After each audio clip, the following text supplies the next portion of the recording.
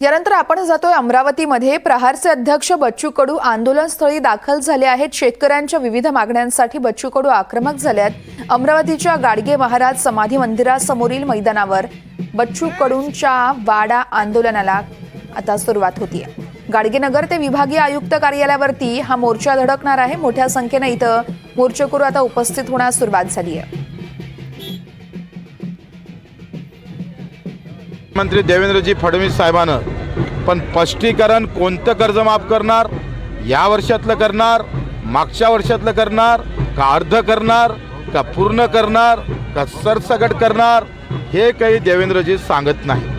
त्याच्यामुळे आत्ता पंचायत अशी झाली का जानेवारी फेब्रुवारी मार्च हे 3 महिने वसुलीचे राहतं, कर्ज भरण्याचे राहतं।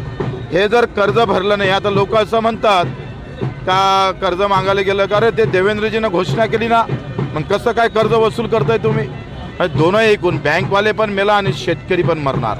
31 मार्चच्या आत जर कर्ज भरलं नाही तर हिंदू बांधव शेतकऱ्यांच्या आत्महत्याची वेळ हिंदू शेतकऱ्यावर येईल। म्हणजे पुन्हा बटेंगे तो हिंदू किसान मरेगा अशा प्रकारची अवस्था आता येण्याची शक्यता आहे।